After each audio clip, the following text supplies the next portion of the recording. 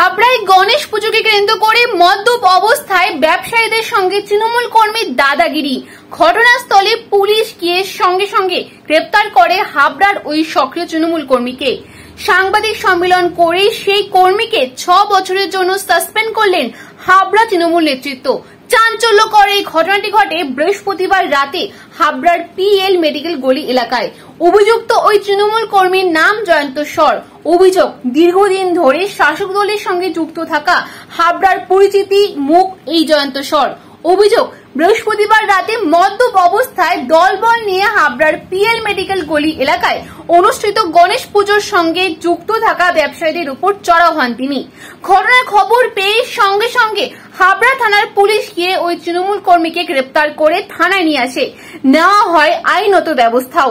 শুক্রবার দুপুরে এই ঘটনা নিয়ে সাংবাদিক সম্মেলন করলেন হাবড়া তৃণমূল কংগ্রেসের টাউন প্রেসিডেন্ট শীতাংশু দাস এবং 6 বছরের জন্য ওই তৃণমূল কর্মীকে সাসপেন্ড করা হয় বলে তিনি জানান। এই সম্মেলন আমাদের দলের কর্মী জয়ন্ত সর, সে ব্যবসায়ীদের সঙ্গে দীর্ঘদিন ধরে খারাপ ব্যবহার করছে। গতকাল তাদের সঙ্গে মধ্য অবস্থায় আরও সঙ্গী সাথী নিয়ে মারপিটে লিপ্ত হয়, যেটা আমাদের দল এর কাছে খুব একটা কলঙ্কর। কারণ আমরা দীর্ঘদিন হাবড়ার ব্যবসায়ীরা সামগ্রিকভাবে আমাদেরকে সহযোগিতা করে এবং তাদের সঙ্গে আমাদের জীবনে কারোর কোনো মনোমালিন্য হয়নি। বাজারে যখনই কোনো সমস্যা হয়েছে আমরা ঝাঁপিয়ে পড়েছি আমাদের দল থেকে এবং ব্যবসাদারদের প্রতি যারা অন্যায় অবিচার তাদেরকে রক্ষা করার চেষ্টা করেছি ব্যবসায়ীদের। গতকাল যে ঘটনা ঘটেছে ওকে এর আগেও বারবার সতর্ক করা হয়েছে, শোনেনি। গতকাল যে ঘটনা ঘটেছে আমরা জেলার সভাপতি, আমাদের পার্টির, আমাদের জেলার চেয়ারম্যান, তাদের সঙ্গেও কথা বলে আমরা ওকে দল থেকে 6 বছরের জন্য আমরা বহিষ্কারের সিদ্ধান্ত গ্রহণ করছি সর্বসম্মতির ক্রমে। ঠিক কি ঘটনা ঘটেছিল? যদিও অভিযুক্ত জয়ন্ত সর তিনি এই গোটা ঘটনা অস্বীকার করে বলেন, দেখুন, আমি একটা তৃণমূল কংগ্রেসের সামান্য একটা কর্মী। আমি 98 সাল থেকে তৃণমূল কংগ্রেসটা করি বিমান দত্তের হাত ধরে। তো এখনো পর্যন্ত একইভাবে আমি সেই দলটাই করে যাচ্ছি। মানে আমি কর্মী, আমি কিন্তু কোনো দলীয় পদে নেই।